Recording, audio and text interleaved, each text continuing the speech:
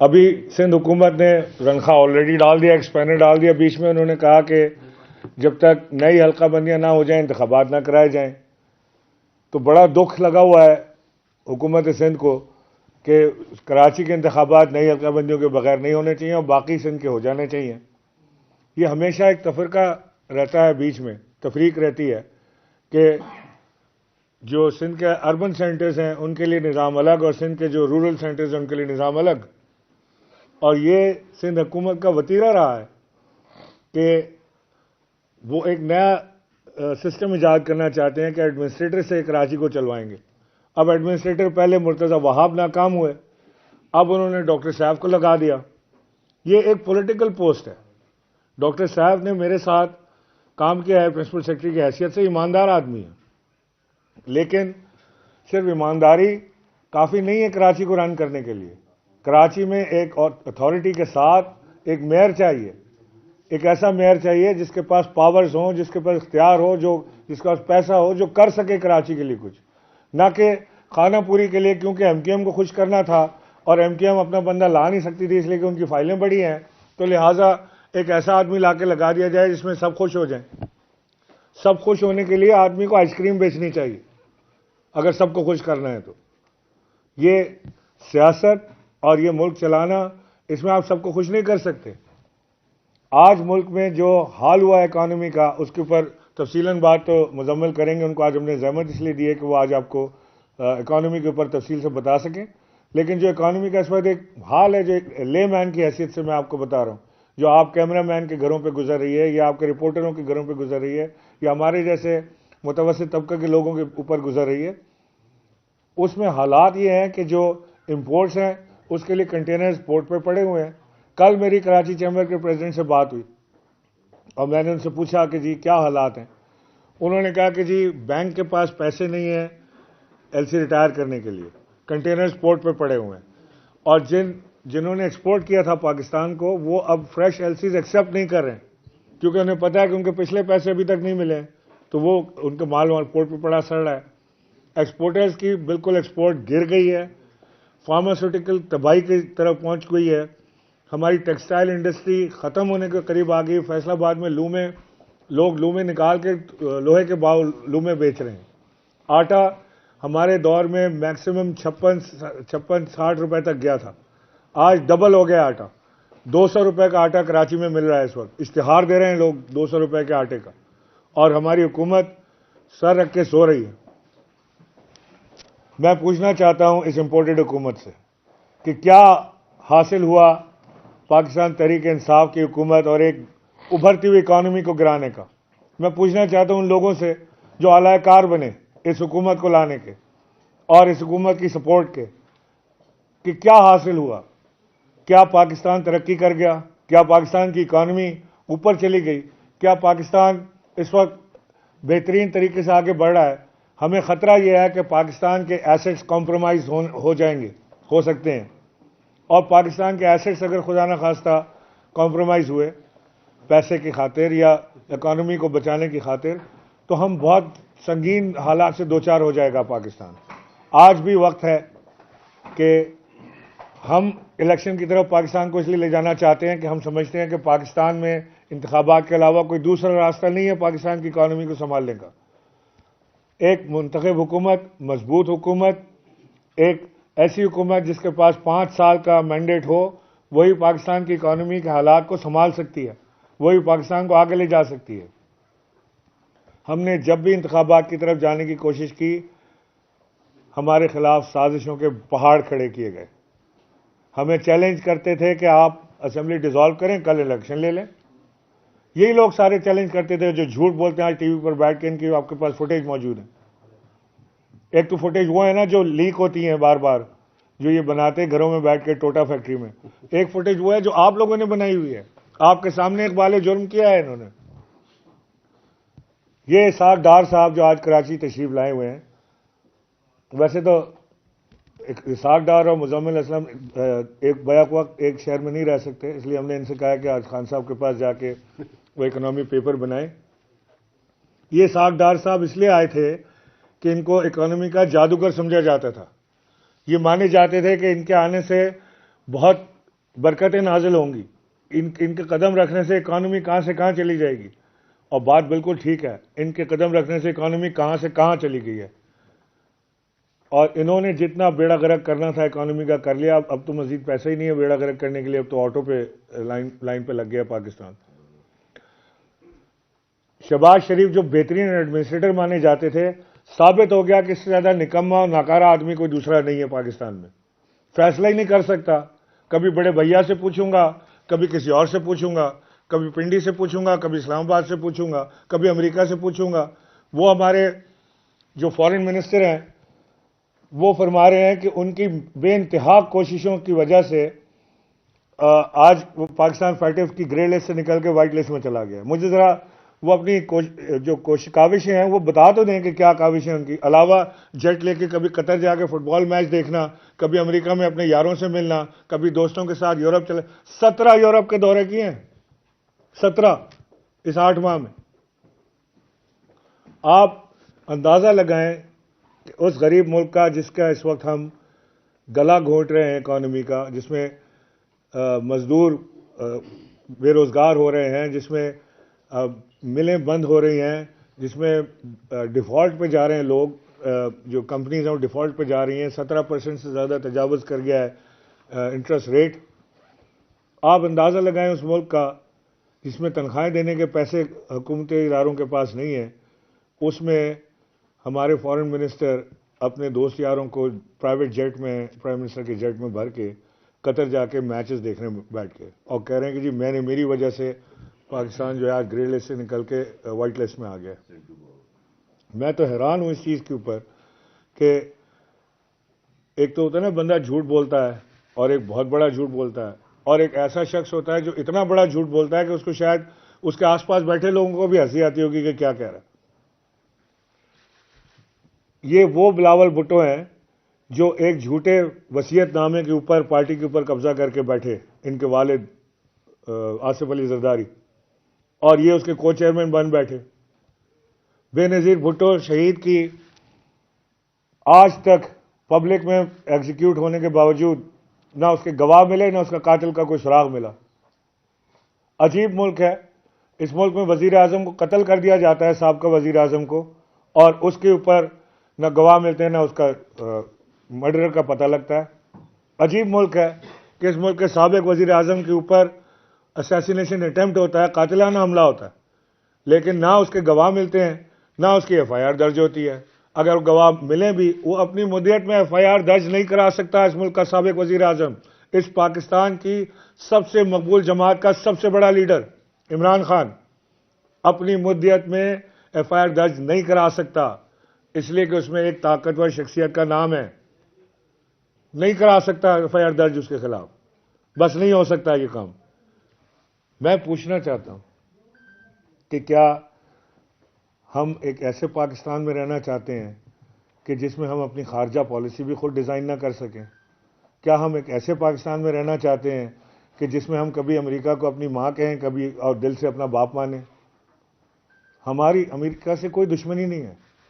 ہم چاہتے ہیں کہ ہماری پالیسیز ایسی ہوں کہ ہم سب ممالک کے ساتھ بشمول ہندوستان, بشمول ایران, بشمول امریکہ, چائنا, یورپ, ہم سب کے ساتھ چلیں, لیکن پاکستان کے مفاد میں. جہاں پاکستان کا مفاد کانفلکٹ ہوگا, میرا پاکستان سب سے پہلے ہوگا میرے لیے, بعد میں امریکہ ہوگا, بعد میں چائنا ہوگا, بعد میں ہندوستان ہوگا, بعد میں ایران ہوگا, بعد میں سعودی عرب, بعد میں جاپان. میرے لیے تو پہلے پاکستان ہے. اور اگر کہیں پالیسی کانفلکٹ ہوتی ہے تو میں بولوں گا پاکستان کے لیے, اور پاکستان کے لیے بولنے کو آپ نام دے دیتے ہیں کہ جی آپ نے تو دشمنی کر لی امریکہ سے, آپ نے تو دشمنی کر لی چائنا سے, آپ کی خارجہ پالیسی فیل ہو گئی. ہر وہ خارجہ پالیسی جو پاکستان کے مفاد کے خلاف ہوگی فیل ہونی چاہیے. ہر وہ خارجہ پالیسی جو پاکستان کے مفاد میں ہوگی اس کو سپورٹ کرنا چاہیے سب کو. عمران خان نے کیا کہا تھا؟ عمران خان نے کہا تھا کہ جو سائفر ہوا ہے امریکہ میں اس کے خلاف ہوں, اور کیوں نہ ہو.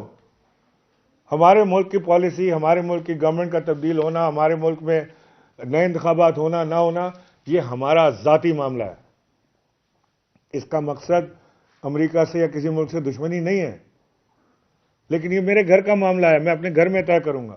اگر ہمارے گھر میں لڑائی ہوتی ہے دو بھائیوں میں یا میاں بیوی میں تو پڑوسی کا حق نہیں ہے کہ اس کے اندر انٹرفیئر کرے، کہ پڑوسی بتائے کہ جی آپ کی بیوی ٹھیک کہہ رہی ہے. بھائی تو کون ہے؟ میں اپنے گھر کا فیصلہ خود کروں گا، میں ہوں، میرے بچے ہیں، میرے خاندان ہے، اس کا فیصلہ میں کروں گا. لیکن اس کا مقصد یہ نہیں کہ میں پڑوسی سے تعلقات خراب کر لوں گا، کہ میری بیوی سے جھگڑا ہے تو لہٰذا میں پڑوسی کو گالی دوں گا. ایسا نہیں ہے. میں آج آپ سے یہ کہنا چاہتا ہوں کہ جس طرح اسلام آباد کے انتخابات مؤخر کیے گئے، جس طرح پنجاب میں انتخابات کو مؤخر کیا جا رہا ہے، مجھے اپنے کورٹوں سے امید تھی کہ ہمیں وہاں سے ریلیف ملے گا، کیونکہ ہمارا حق ہے کہ ہم پنجاب میں دوبارہ انتخابات کرائیں، اور ہمیں امید ہی آج بھی ہے، قائم ہے، کہ ہمیں کورٹوں سے ریلیف ملے گا. میرا کورٹوں سے بھی سوال ہے. میں پوچھنا چاہتا ہوں، بہت مؤدبانہ طریقے سے اپنے معزز ججوں سے میں پوچھنا چاہتا ہوں کہ کیا ایک میجورٹی کی حکومت، ایک سٹنگ حکومت کو یہ اختیار نہیں ہے کہ وہ اسمبلی ڈیزالو کر سکے؟ کیا ہمیں ضرور ہے کہ ہم نے لکھ کے دینا ہے کہ جی ہم فلاں تاریخ تک نہیں کریں گے؟ آپ نے بڑا اچھا فیصلہ کیا کہ جو گورنر کی غیر قانونی رولنگ تھی اس کو اٹھا کے باہر پھینکا، لیکن ہمیں یہ اختیار ہونا چاہیے کہ ہم جب چاہیں اپنی اسمبلی کو ڈیزالو کریں اور نئے انتخابات کی طرف جائیں، کیونکہ ہم سمجھتے ہیں کہ اس سے مستحکم ہوگا. یہ جمہوری فیصلہ ہوتا ہے، یہ جمہوریت میں یہی فیصلے کیے جاتے ہیں. ہمیں اسلام آباد میں انتخابات چاہیے. میرے کورٹوں سے یہ امید ہے کہ وہ دیکھیں گے کہ الیکشن کمیشن کتنا باعث اس وقت ہوا ہے، کتنا یک طرفہ الیکشن کمیشن فیصلے دے رہا ہے، مسلسل یک کے بعد دیگرے. آپ کو کوئی فیصلہ عمران خان کے خلاف چاہیے، الیکشن کمیشن چلے جائیں، انشاءاللہ آپ کو جلد مل جائے گا فیصلہ. ایک طرف گھڑی کی ٹک ٹک سنائی دیتی ہے، دوسری طرف ہم کہتے ہیں توشہ خانہ کے سارے کیسز کھولو، سارا نکالو ریکارڈ باہر لے کر آؤ، پتہ چلے کہ کون. جس دن سے کورٹ نے توشہ خانہ کا ریکارڈ مانگا ہے اس دن سے مجھے گھڑی کی ٹک ٹک بند ہو گئی ہے. بالکل کوئی آواز نہیں آ رہی کسی کی، کیونکہ توشہ خانہ میں ڈکیتیاں ماری ہیں انہوں نے. عمران خان نے تو گھڑی خریدی تھی، انہوں نے ڈکیتیاں ماری ہیں، بغیر پیسے دیے انہوں نے مال اٹھایا ہے.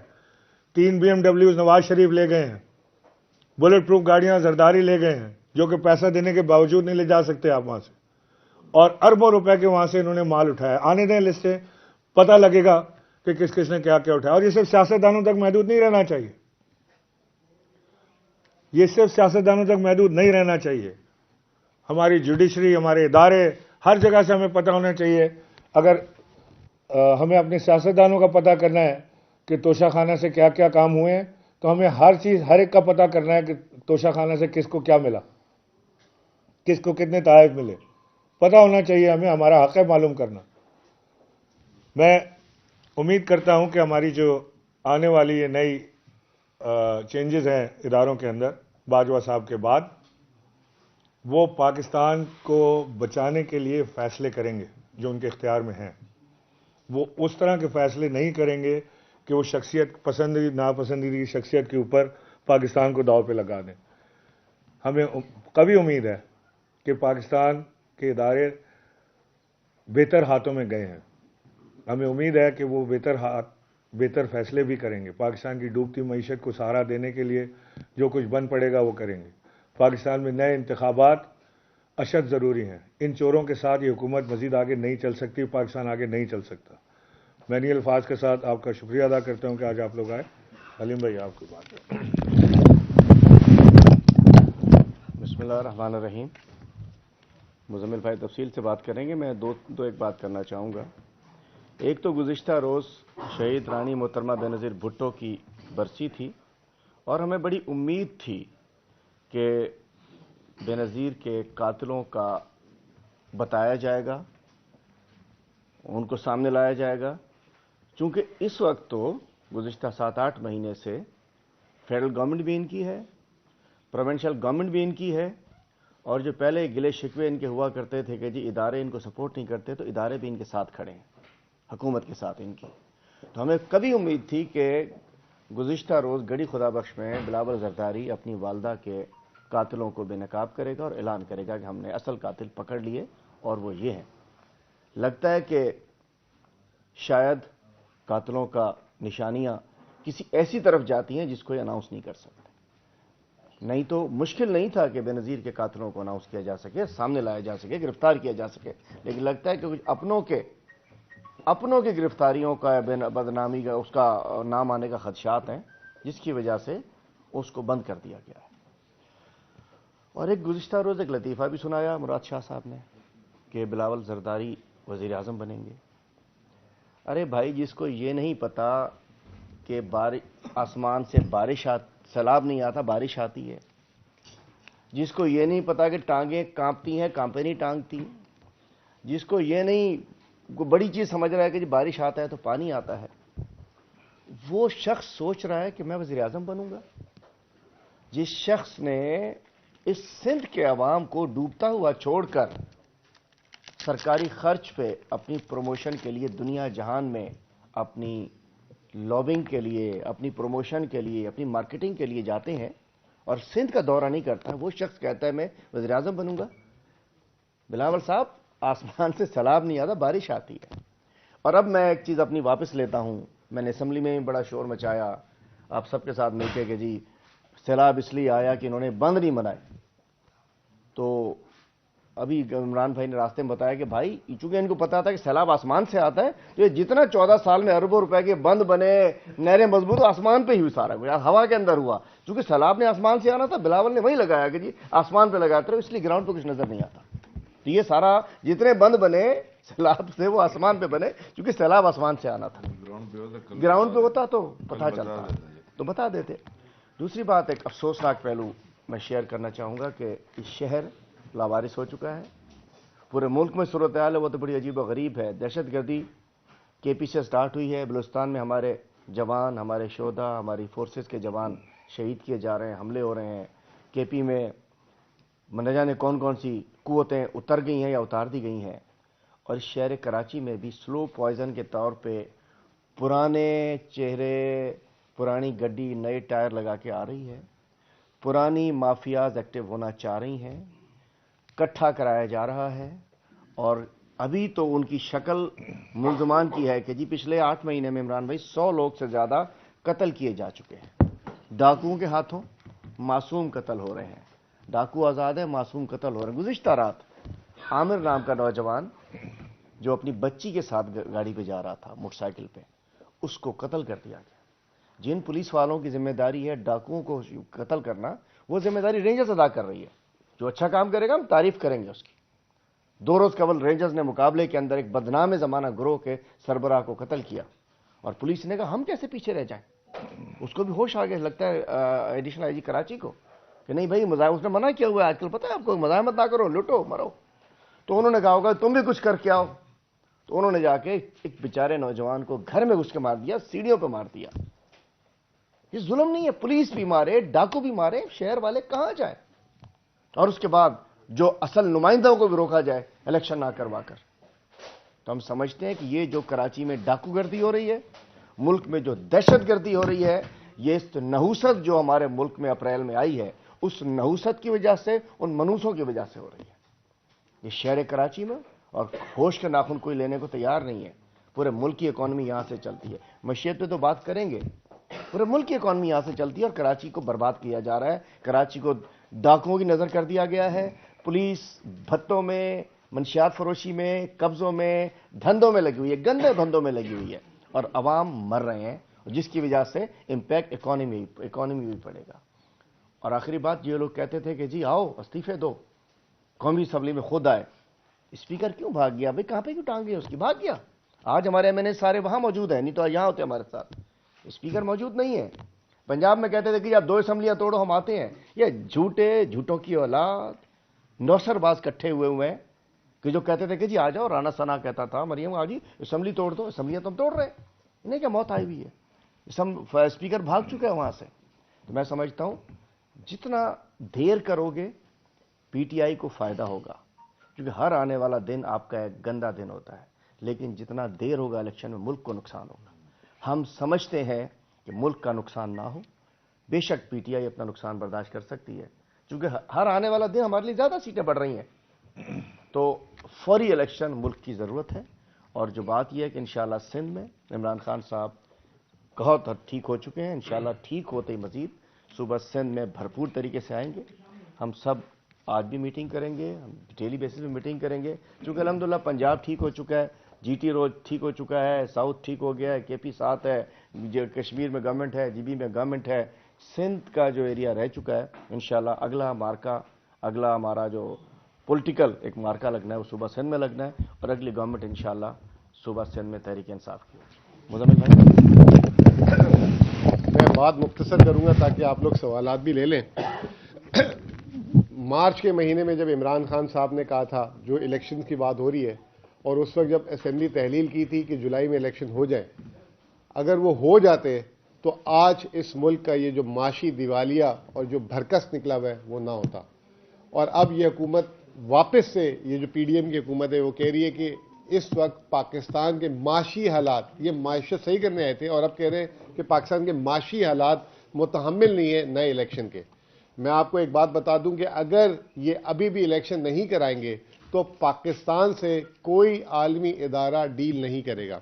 اسحاق ڈار صاحب جیسے گورنر صاحب نے بتایا کہ کراچی آئے ہوئے ہیں, پہلی دفعہ ایسا ہوا ہے وہ صبح 9:30 بجے اسٹاک ایکسچینج کا گھنٹہ بجا رہے تھے جا کے, اور اسٹاک مارکیٹ مائنس ہے, اور وہاں جا کے کیا کہہ رہے ہیں کہ معیشت پہ پروپیگنڈا پھیلا رہی ہے پی ٹی آئی.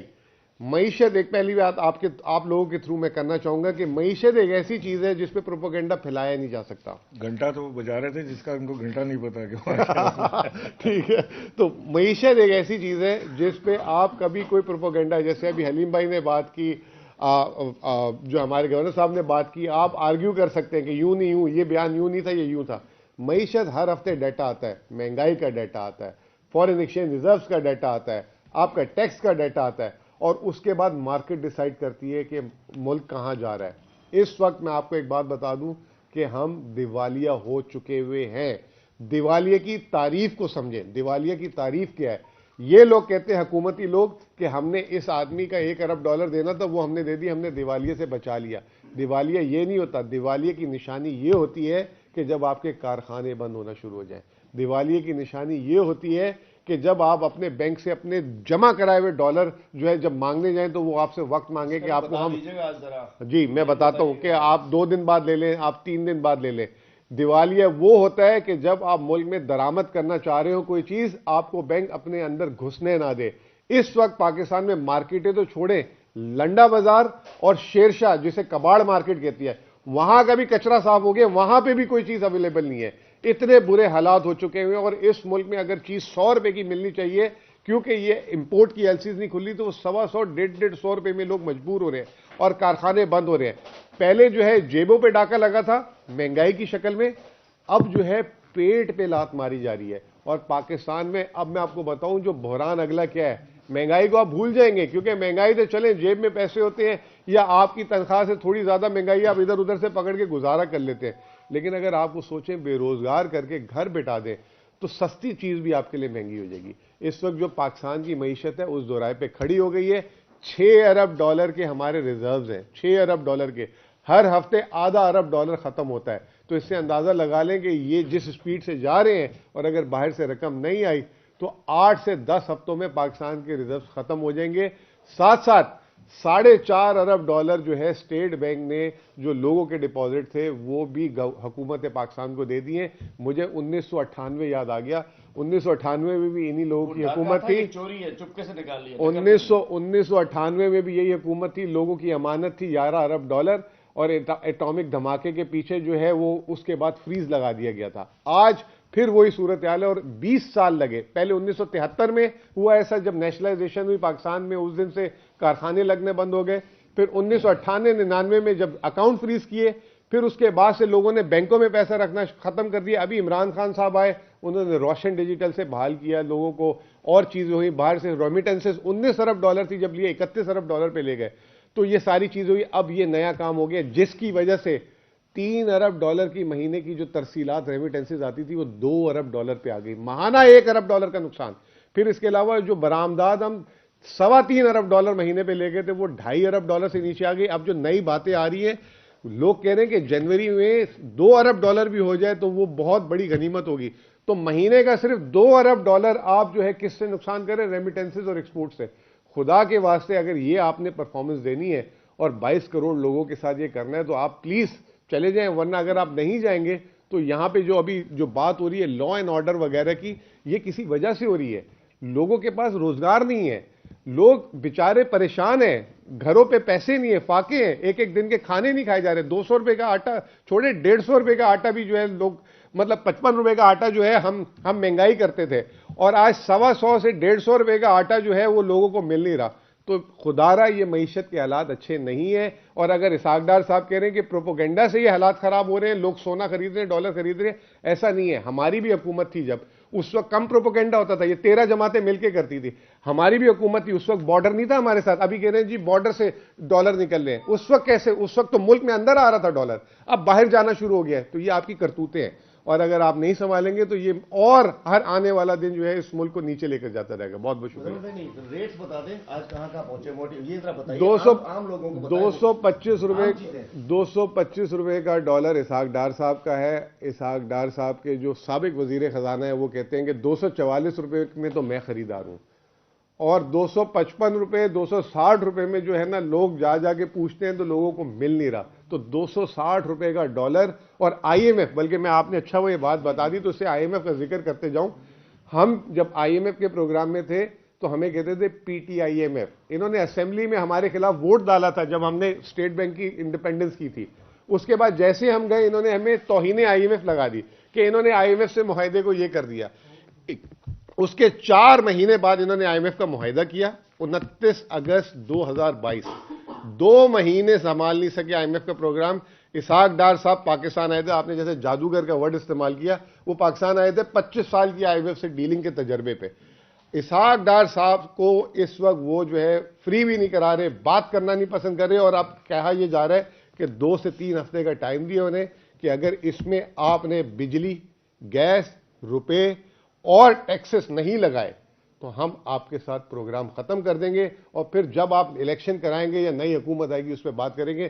وہ منظرنامہ بھی میں جب سوچتا ہوں کہ اگر امپلیمنٹ کر دیا تو ہم مرتے ہیں, اور اگر نہیں امپلیمنٹ کرتے تو ویسے ہی ہمیں مار دیا ہے. تو حالات جو ہیں اس وقت قابو سے باہر ہیں, اور ہر روز ایک کارخانہ بند ہوتا ہے, ہر روز ایک کارخانہ بند ہوتا ہے, اس کا کوئی جواب نہیں. اور وہ کہتے ہیں کہ جی پروپوگنڈا ہو رہا ہے ملک میں, اس کی وجہ سے لوگ جو ہے یہ پروپوگنڈا کی وجہ سے کوئی کارخانہ بند کرتا ہے. آپ اپنی دکان بند کریں گے, میں کہوں گا جی حلیم عادل صاحب یوں ہیں, آپ اپنی دکان بند کر دیں گے اس میں. تو یہ تو اس وقت ملک کا حال کیا ہوا ہے. بہت بہت شکریہ.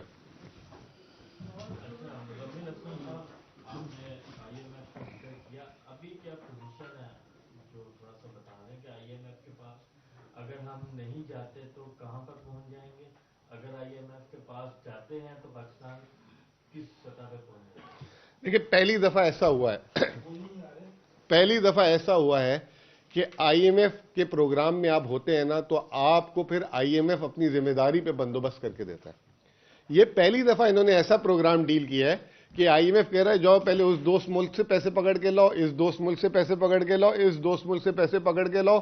آپ نے 32 ارب ڈالر دینے ہیں, اس میں سے میں 3 دوں گا, باقی 27 پہلے مجھے لکھواؤ اور گارنٹی دلواؤ کہ یہاں سے. وہ آج کل لکھوانے والا جو حساب چل رہا ہے نا کہ جہاں جاؤ کہ لکھ کے دے دو تو یہ کام ہوگا. آئی ایم ایف نے بھی ان سے یہ کام کیا ہے کہ لکھوا کے لاؤ, پھر اس کے بعد میں آپ کو پروگرام دوں گا. تو میں یہ سمجھتا ہوں کہ فرض کریں یہ ساری چیزیں یہ جو ابھی ہولناک قسم کی آئی ایم ایف کے کہنے پہ اگر یہ کر دیتے ہیں تو میں اس میں انڈیپینڈنٹ بولوں گا, میں پارٹی کی طرف سے نہیں بولوں گا.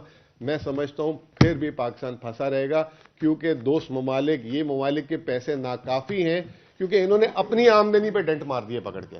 جو مہینے کا 2 ارب ڈالر کا برآمدات اور ریمیٹنس پہ ڈنٹ مار دیا, اس کا کوئی متبادل ہی نہیں ہے. تو اس وجہ کیا ہے بے اعتمادی. اس وقت کوئی ان پہ اعتماد نہیں کر رہا. تو آئی ایم ایف کا پروگرام اگر کوئی ہوپ سمجھ کے کر رہا ہے تو وہ تو 29 اگست کو بھی ہو گیا تھا, اس کے بعد تو حالات صحیح ہو جانے چاہیے تھے. میں نہیں سمجھتا کہ آئی ایم ایف کے پروگرام یہ جو ہمیں نوا جسے ریویو کہتے ہیں اگر ہو بھی گیا تو اس سے کوئی بہتری آئے گی آن دا گراؤنڈ. اس وقت بہت حالات خراب ہیں. بلکہ یہ جو بارودی سرنگیں تھی نا, انہوں نے ہمارے جیسی ابھی اگر ہم حکومت آ گئی نا ہمارے لیے ایٹم بم بچھا دیے کہ ہم اس کو کہاں سے نکالیں گے. یہ ابھی یہ بڑی جسے کہتے ہیں کمپلیکیٹڈ سچویشن ہوگی, آسان سچویشن نہیں ہے. اچھا عمران اسماعیل صاحب یہ بتائیں کہ آج آپ کہہ رہے ہیں کہ اگر الیکشن ہوتے ہیں تو پاکستان جو ہے وہ دوبارہ ترقی کی راہ پر گامزن ہو سکتا ہے, نئے الیکشن ہی تمام تر مسائل کا حل ہے. لیکن اس سے قبل بھی 18 کے الیکشن سے قبل آپ یہ کہتے رہے کہ ہماری حکومت آئے گی, تو ہم جو ہے وہ 1 کروڑ نوکریاں ہو گئی, 50 لاکھ گھر ہو گئے, یہ لوگوں کو دیں گے. لیکن آپ کی حکومت میں آپ نے 4 جو ہے وہ فائنانس منسٹر چینج کیے, چیئرمین FBR آپ جو ہے وہ چینج کرتے رہے, سیکرٹریز چینج کرتے رہے. تو اب کون سا فارمولہ ہے جس کے تحت آپ یہ سمجھتے ہیں کہ خان صاحب آ کر جو ہے وہ پاکستان کی معاشی حالات کو بہتر نہیں, یہ 4 فائنانس منسٹر چینج کرنے سے پاکستان کو نقصان ہوا معیشت کو؟ میری بات سن لیں پوری. $8 ارب پر ہمیں اکانومی ملی تھی اور $17 ارب پر ہم نے چھوڑی. 27 پہ لے کے گئے تھے. 27 پہ ہم لے کے گئے. جس دن ہماری گورنمنٹ ٹاپل ہوئی, رجیم چینج ہوا, اس دن $17 ارب خزانے میں ہم چھوڑ کے گئے تھے. آج انہوں نے واپس $6 ارب پہ پہنچا دیا. آپ وہ 4 فائنانس منسٹر چینج کریں یا 6, عمران خان نے پرفارم کر کے دیا ہے. ہم نے 36% ریمیٹنسز پاکستان کے بڑھائے. ہم نے 36% ریمیٹنس پاکستان کے بڑھائے. ہم نے تقریباً 12% پروڈکشن میں اضافہ کیا, پاکستان کی پیداوار میں اضافہ ہوا. ہماری جو زراعت تھی, فارمرز نے کبھی اتنا پیسہ نہیں بنایا جتنا ہمارے دور میں انہوں نے بنایا. ٹیکسٹائل میں ایکسپورٹ زندگی میں اتنی پاکستان کی نہیں ہوئی. ریکارڈ